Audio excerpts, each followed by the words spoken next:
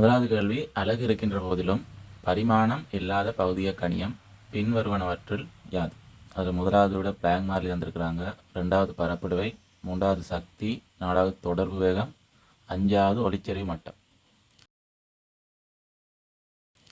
அதில் முதலாவது பிளாங் மாறிலிக்கு வழக்கமாக எங்களுக்கு தெரியும் ஜேஎஸ் என்ற ஒரு அலகு இருக்குது.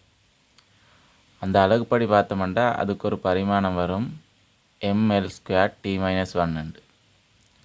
அடுத்தது ரெண்டாவது பரப்பிடுவை. முதலாவதுக்கு அப்படி என்றால் அலகு இருக்குது, பரிமாணமும் இருக்குது, அப்போ அந்த விட வர. ரெண்டாவது பரப்பிடுவை என்றால் என்னென்னா, திரவ மேற்பரப்பில் ஓரலகு நீள கோட்டில் தாக்குற விசை. அதன்படி அதுக்கு nm-1 என்ற ஒரு அலகு இருக்குது என்றது. அந்த அலகுப்படி பார்த்தோம்னா அதுக்கு ஒரு பரிமாணம் வரும் mt-2. எனவே அங்கேயும் அலகு இருக்குது, பரிமாணம் இருக்குன்றா அந்த விட வராது.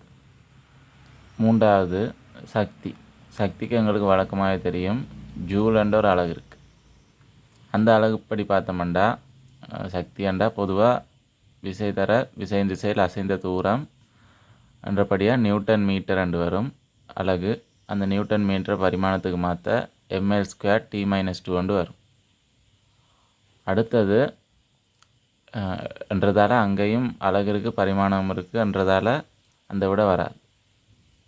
அடுத்த நாலாவது தொடர்பு வேகம் என்றால் என்ன? அது ஒரு வேகம்தான். அந்த வேகத்துக்கு அலகு ms-1 தான். அதன்படி பார்த்தோம்னா அதுக்கு பரிமாணம் இருக்குது lt-1.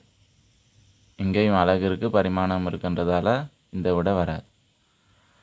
அடுத்த ஒளிச்செறிவு மட்டம். இது யூனிட் 3ல் சவுண்ட் என்ற பகுதியில் ஒளியிட செறிவை அளக்கிற அலகாக இந்த டெசிபல் என்றது தருவாங்க. இந்த டெசிபல் என்றது ஒளிச்செறிவை குறிக்கிறதுக்கு வேறு எந்த குறியீடும் இல்லாதன்றதால டெசிபல் என்ற ஒரு பொது குறியீடாக தந்திருக்காங்க. அது ஒரு கணியம் இல்லை என்றதால் அதுக்கு ஒரு பரிமாணம் இருக்காது. அதாவது ஒளிச்செறிவு மட்டம் என்ற நம்பர் மட்டும் சும்மா போட்டால் சரி வரான்றதால அந்த நம்பரை குறிக்கிறதுக்கு, அதாவது இது ஒளிச்செறிவு மட்டத்தை குறிக்கிற நம்பர் என்று குறிக்கிறதுக்காக இருக்கிற ஒரு அலகு என்றதால் அது அலகு மட்டும்தான் இருக்கும், அதுக்கு ஒரு பரிமாணம் இருக்காது.